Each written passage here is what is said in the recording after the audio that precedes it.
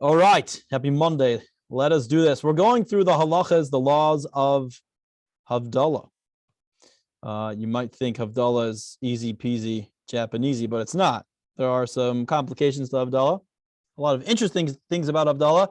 My question today had to do with Havdallah on YouTube, on Instagram. So let's start from the beginning. We kind of talked about it. We touched upon it last week. There's a very famous Gemara. It says Rabbi Yeshia would, he said, I would like to take in Shabbos like the people in the city of, I'd like to get Shabbos out like the city of Tzipori, take it in like the city of, I already forgot. Where is it? It's Masechta Shabbos. I just have Masechta Shabbos open. Okay, whatever. The bottom line is we have a custom to take in Shabbos a little early and let it out a little bit later. Because of Rabbi Yeshia. Here it is. Yeah, in the Gemara Shabbos, it says he would like to accept Shabbos in like the people of Tiberia, and he would like to say goodbye to Shabbos like the people in Tzipori, where Shabbos would be much, because they were higher up in the mountains, they would see the sun go down longer than anybody else, and Shabbos would get out a little bit later. So we have a custom to accept Shabbos in early, and and then we add to Shabbos at the end of Shabbos. Really, Shabbos ends earlier than we end it, like we spoke about earlier last week. Something is going to be very important, and I want to bring it up. When it comes to time, what is halachic time? There is debate, and especially in the area of what is sunset, when does sunset begin, and when is it considered nightfall? So there's two, and it stems from a big issue in the Gemara. There are two Talmuds, two Gemaras, one in Shabbos, and Masechta Shabbos, the tractate of Shabbos, and Masechta Psachim, the tractate about Pesach. And over there in Shabbos, it asks, how long does it take from Shkia, from sunset, to Tzeitz HaKeichavim, to nightfall? How long is the period between sunset and nightfall, which we call twilight? And in Hebrew, it's called Bein Hashmashos. Sunset, according to everybody in the Torah, is when the orb of the sun is completely gone, right? The circular part of the sun, you cannot see it over the horizon, but there is still light shining forth, right? It's still light outside. So that's considered sunset. Now, how long does it take from sunset to nightfall, when there is no light from the sun anymore? So in Gemara Shabbos, it says it takes the amount of time to walk 1/3 of a mil. A mil is approximately a kilometer. And now how long does it take to walk a mil? No, sorry, 3/4 of a mil. 3/4 of a mil. That's how long it takes from sunset to nightfall. The time it takes to walk 3/4 of a mil. What's a mil? A kilometer. How long does it take to walk a kilometer? Well, according to the Alter Rebbe, who we follow, and the Vilna Gaon, so both Hasidim, most Hasidim, and the Litvish, Yeshivish, the rest of the world, so to speak, besides certain Hasidim, they believe it takes 24 minutes. And so therefore, 3/4 of 24 minutes is 18 minutes. Am I right? So from sunset to nightfall is 18 minutes. So twilight is a total of 18 minutes. Fine. Then there's a wild statement later on in Tractate Pesachim, and it asks the same question. How long does it take from sunset to nightfall? And they say the amount of time it takes to walk 4 mil, and that's approximately 72 minutes. So 18 minutes versus 72 minutes is quite a difference. And that opinion, there is someone who holds, there is a Rishon who holds that is the proper amount of time from sunset to nightfall, which means Shabbos gets out much later than the rest of the world. And there are people that hold by that today. And that is according to Rabbeinu Tam's opinion. Yeah, especially if you're in Chabad, we wear Rabbeinu Tam's tefillin, which is brought in halacha. It's different than Rashi's tefillin. Everyone holds by Rashi, but we also hold that Rabbeinu Tam's opinion is valid. And so a lot of people do also put on Rabbeinu Tam's tefillin. If you go to the Western Wall, you'll actually see some people who wear two pairs of tefillin at the same time. They're smaller, which could be a halachic issue according to a lot, but nevertheless, everybody has their own custom. So Rabbeinu Tam, the grandson of Rashi, holds that Beina Shmashos, twilight, is 72 minutes long. The rest of us, we hold that it's 18 minutes long. So when we get out, we think Shabbos is over at 9 p.m. They hold Shabbos is over at 10:12 p.m. And one time I was in, you want to know who holds like that? I will tell you. Satmar, the Satmar Hasidim hold like that. So you go to Williamsburg, it's almost exclusively Satmar Hasidim. And one time I was in Netanya, the city of Netanya, right on the coast of the Mediterranean in Israel. And we were having Shabbos. I went with my friend, the millennial rabbi, Daniel Bortz. So his parents have a nice little apartment over there. And it was time we wanted to go daven Mariv. We were in his apartment and we ate and we had like shal shudas, whatever, sudat shlishit. And we went down to the Sanzer Hasidim shul, right below his apartment, more or less. There's the Sanzer Hasidim.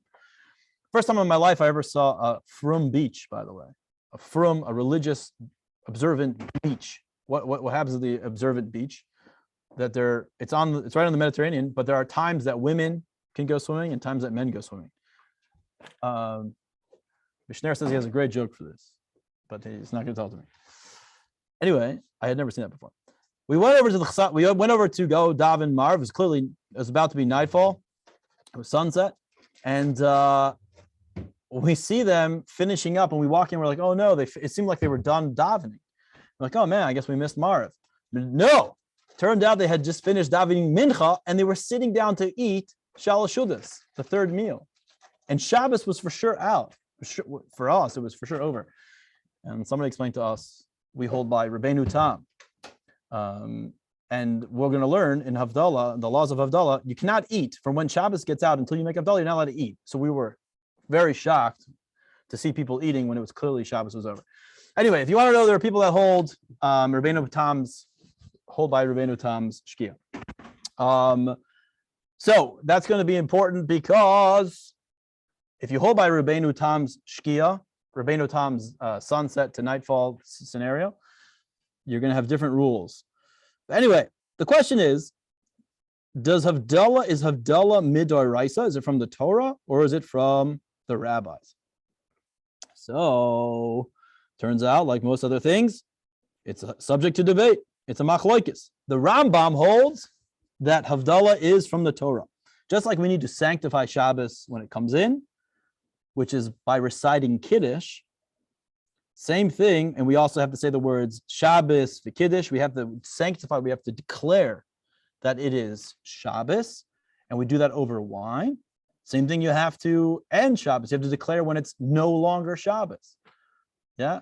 Any special occasion is marked by an opening ceremony and a closing ceremony. How much more so does that apply to Shabbos? So that, according to the Rambam, is from the Torah. That's how you sanctify the day. And we know, according to Kabbalah, the day is Mylin B'Kodesh, that the day becomes holier and holier.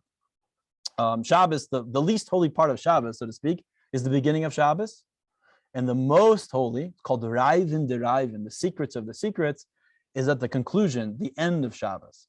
Mincha is a mincha time between mincha and Mariv, is all the holy times. Ne'ilah prayers between mincha and Mariv, right? Chabad Chassidim have the custom of not eating shalosh shudas, the third meal, because it's so holy. One of the reasons it's connected to Mashiach and it's very holy. We're going to read in Perkei Avos, like I explained last week. It says 10 things were created at Bein Hashmashos, at twilight, because twilight is the time when the previous day is converging with the next day. It's a very, very holy period of time, and certain things were created during that period of time. There were very holy things created in that period of time. Aaron's staff and the Shemira, we explained it last week. So the Rambam holds that Havdallah is from the Torah, clearly from the Torah, but most others agree that it's only midrabanan. The Gemara says like this: the Anshe Knesset HaGedolah, the men of the Great Assembly, enacted Havdallah. They're the ones that created Havdallah. So clearly, it seems from the Gemara that the Anshe Knesset, that it's midrabanan, it's from the rabbis. Let me just take a moment to explain who are the Anshe Knesset HaGedolah. I'm sure I've explained it before, but because I'm starting a who's who in Talmud class, it is very important to know. The destruction of the first, there was the destruction of the first base of Mikdash. The temple was destroyed. Yeah, the Babylonians came, they destroyed it, Nebuchadnezzar, and then we were sent into exile. But then quickly, right after, the Persian Empire took over. And then we have the story of Achashverosh taking over, so to speak, Darius, Achashverosh. And the Jewish people lived in Babylonia, which was Iran and Iraq. And there was a 70-year period of time between the destruction of the first temple until the construction of the second temple. 70 years. And during that period of time was the story of Purim. Mordechai, Esther. Now, Mordechai had friends. They were all prophets, and they were leaders of the Sanhedrin. Mordechai had friends. Ezra, Nehemiah, I'm not sure, Zechariah and Malachi. I'm not sure they were all around the same time, but for sure, Ezra, Nehemiah. And what happened? Ezra said, guys, we're going back to Israel. We have permission. Esther's son was a Jew. I'm not sure how practicing he was, but he was certainly kind to his people, or kind to the Jewish people. He said, you guys can go back, build your temple. So Ezra said, guys, let's all go back to build the temple. Now, Mordechai couldn't go because Mordechai was part of the government, much to the dismay of a lot of his colleagues, that he joined politics. He didn't really want to, it seems, but he did anyway. So he rallies a crazy number, 47,000. Not very big. It's quite sad, actually. Only 47,000 Jews decided to go with Ezra together with a few other of the prophets, and they head back to begin the construction of the second temple. Now, when they begin the construction, it was like a what's that word? Where the group of people, they were quite different. What's the word I'm looking for? Quite the group. What's it called? Motley crew. A motley crew. Thank you very much. It was quite the motley crew. You had people who were big-time scholars, but two people didn't know anything. To give an example, when they got to the temple, Ezra opened up the Torah and began to explain Rosh Hashanah. And it says by the end of his explanation, the people were moved to tears. And what did he explain? That Rosh Hashanah is a day of judgment.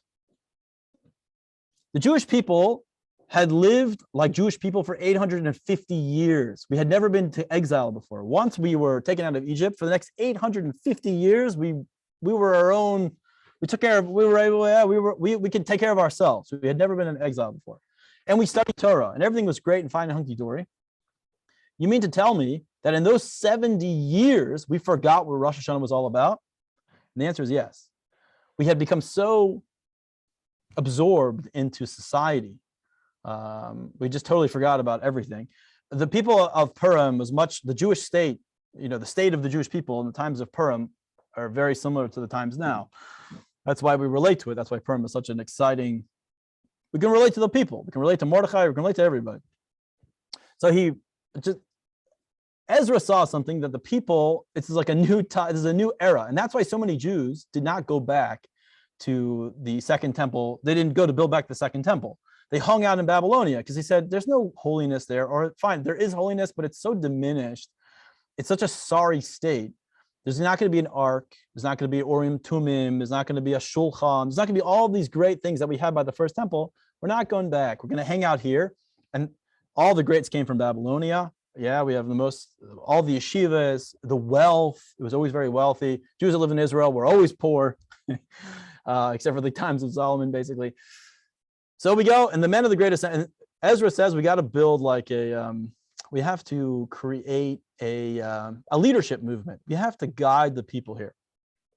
So we're going to make I'm gathering together the greats over here. And we're going to be called the Anshe Knesset Havadallah. I don't know if they call themselves that. Anshe, the men, Knesset, who gathered together, Havadallah, the greatness, the men of the great assembly. And their job was to teach the Jewish people, set up yeshivas, guide people, psychologically, mentally, spiritually, physically. And a lot of our laws come from the men of the great assembly. For the next 430 years that we had the second temple, 430 years, there was always the Anshe Knesset Havadallah. The Romans saw the men of the great assembly as a huge threat, and they're towards the end. And that was the first thing they attacked, that there should be no men of the great assembly. Just to put some conclusion over here, once the destruction of the second temple was about the last 100 years or so, people saw, the leaders of the generation said, this is not going to work out. Jewish people are leaving. We're moving to either going back to Babylonia, they're moving to Spanish, like Spain, Safard, France, these types of areas. And they're going to get lost. And they might have had their own leader, their own rabbi, their own teacher that they followed. But they saw that the caliber of the Jewish people was just diminishing quickly. And so therefore, Rabbi Yehuda Nasi, extremely wealthy, financed the compilation of the Mishnah. Yeah, so we can have the oral tradition, carry around with us, and know what we got to do.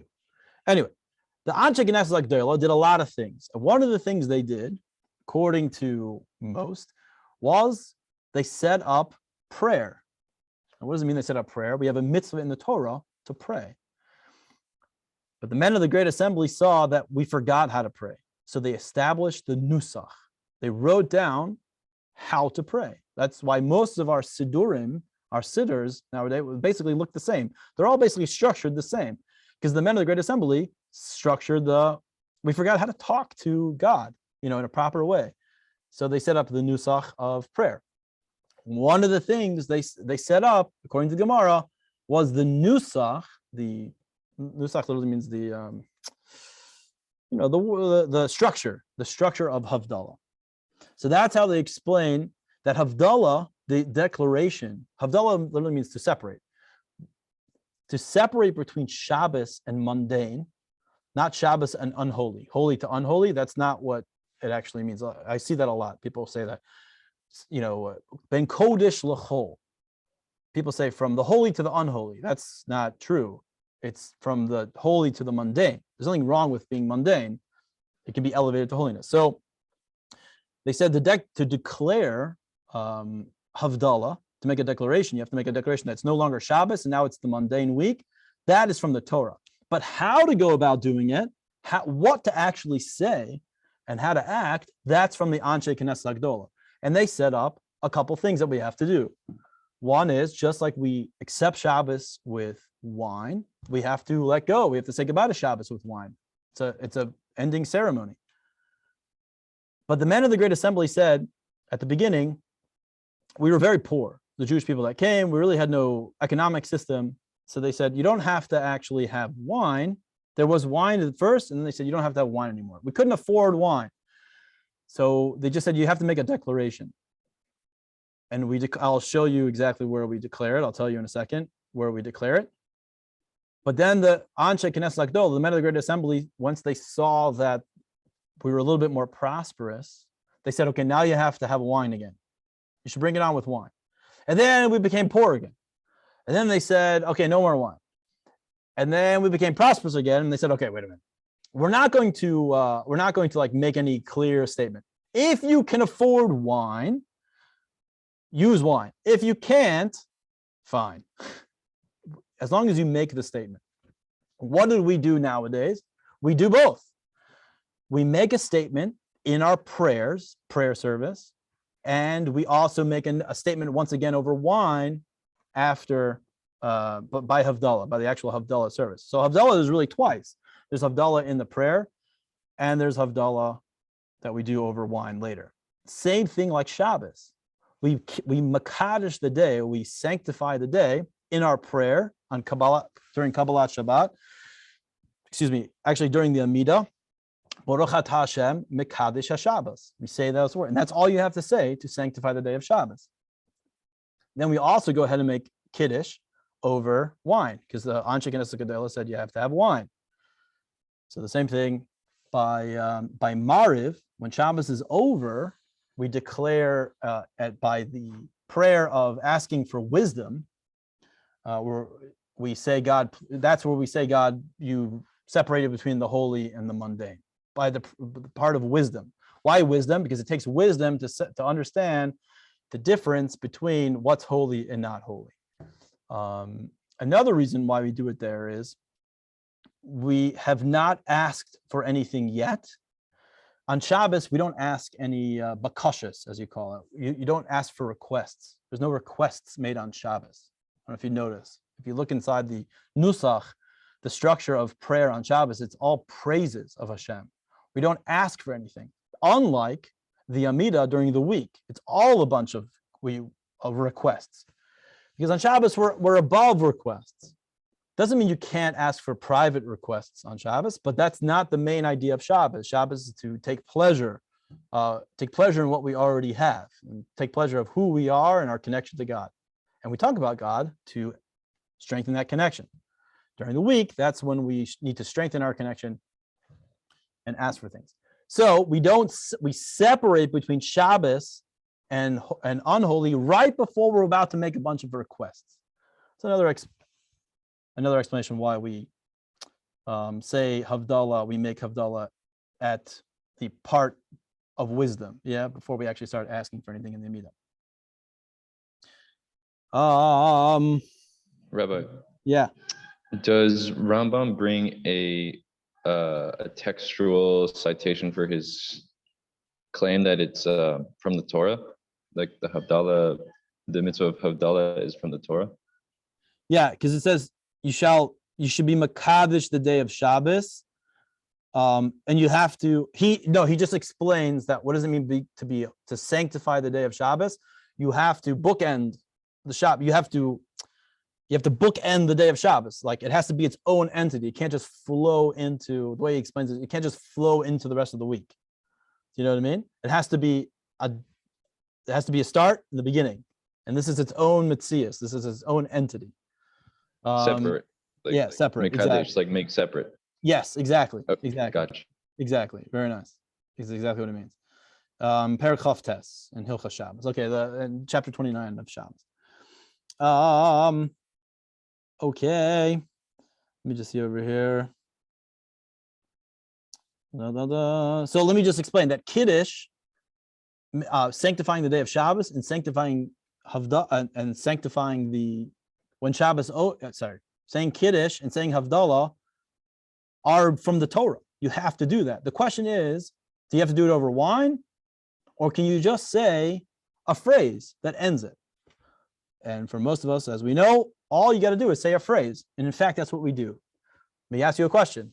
Women really don't daven Marv. Now, you can daven Marv, and you get brownie points and get special points for davening Marv. But you don't have to daven Marv. And most Jewish women do not daven Marv. So what do? If they're not going to daven the Arvit, the Marv prayer, Saturday night, when are they going to declare that Shabbos is over? So all they have to say is Baruch Hamavdil Ben Kodesh L'chol. Blessed is the separator between the holy and the mundane. And in fact, you can say that at any time, even before you begin Marif. Sometimes I do it. Sometimes they need a light turned on, whatever, and I'm running around and I didn't daven Marif yet, and they can't do it because they didn't daven Marif yet. I'll say quickly Baruch Hamavdil Ben Kodesh L'chol, and I'll flip on a light, whatever. We need something in shul, whatever it is, even in my own house. What happens if you forget to say it in the actual prayer?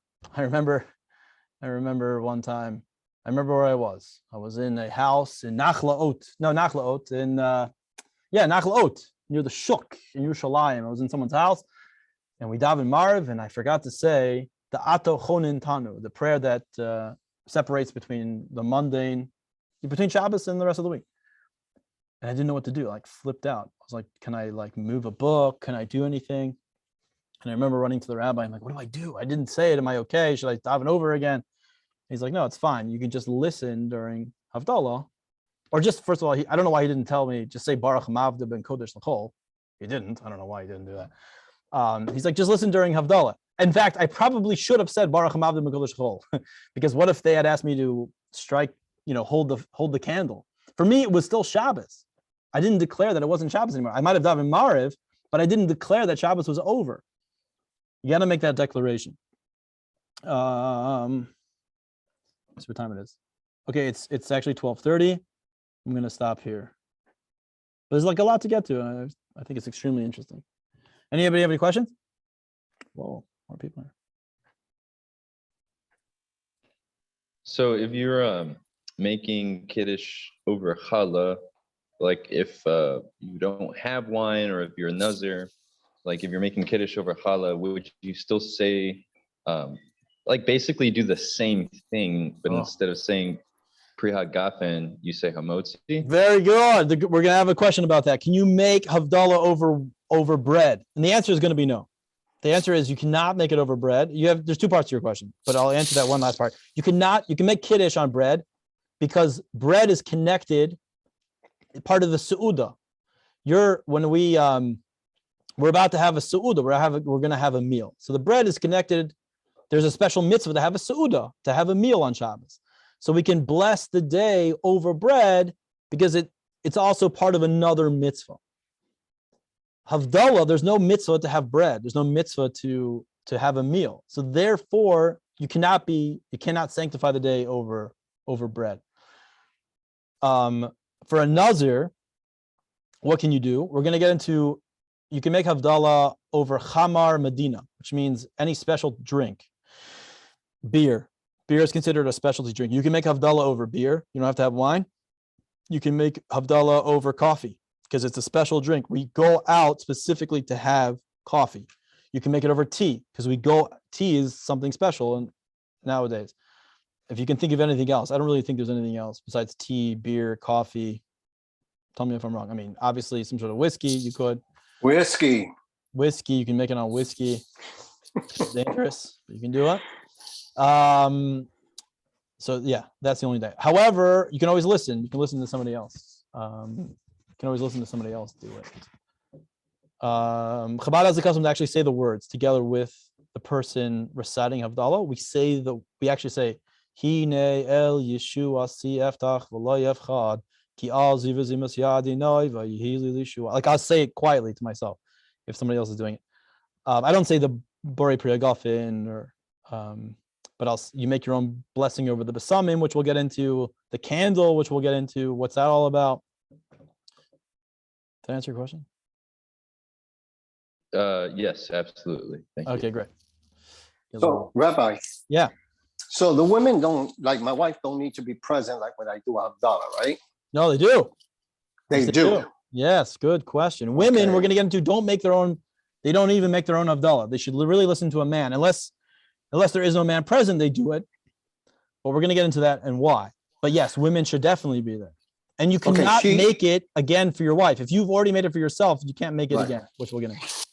So is she able to say Hamabdil and go ahead and, shower, do her thing? And because I do my rib, once I do my rib and I do all that, and then I do Havdallah. Yes. And she usually, I always wait for her.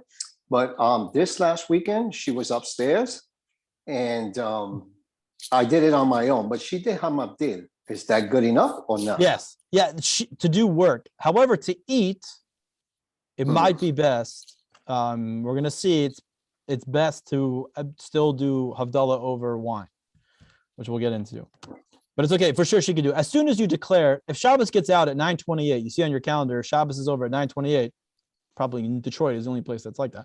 9:28, you just have to say the words Baruch Hamavdil ben Kodesh L'chol. or blessed is the Right. one who separates the holy to the mundane. And that's it. It's not Shabbos anymore. And you can turn on a car, do whatever you got to do, except eat. Can't eat yet. Yeah, some of the guys at the show, they say Hamabdil and then they drive for Myrif. Yeah. Okay. Yeah, that makes sense. Yeah, some Yeah, some guys do that. Yeah, Yeah, that makes sense. awesome. The question's going to You're be, gonna, we're going to come you're up. gonna cover? Are you gonna cover the like doing Havdallah like when a festival follows? It gets a little complicated there. It does get a little complicated. know, I'd actually yeah. rather wait until it actually happens. And you might Okay. say, it happened this past Pesach. You're right. Yes. I didn't do it. I don't know when Shavuos. I have to see when Shavuos is this year. Maybe Shavuot is. Yeah, I could if there's time at the end. But there's a lot more pertinent things. What can you make basam iman? What does the candle have to be like? How high do you have to hold it? How much do you have to drink? The wine. I want to get into all that. I mean, I'm only going to do like 4 or 5 classes. Maybe we'll be able to cover everything that I think is important. What time is class tonight? Class is at 8:30. 8:30. I'm going to post it. It's not my class. It's Rabbi Yonasan Perry's class. It's Rambam, the Book of Knowledge. He's starting from the beginning of Rambam. He's going to be doing Rambam. My class will be tomorrow night, God willing. Tomorrow night. And tomorrow night, what time is that? We're doing 8 our o'clock. Kaddish. We're doing Kaddish at the show for a Oh. couple of guys, actually. So what time is your class? 8 o'clock. It should start about 8 o'clock. 8 o'clock? Yeah, Eastern time. Okay. Okay. Sounds good. Okay, guys. Peace and Shalom, love. shalom, my brother. See you. Check out, remember, ChabadAcademy.org. You can see some of the older classes. I'm going to start posting them over there. Thank you. All right. Be well. See you. Shikaya. Kayach.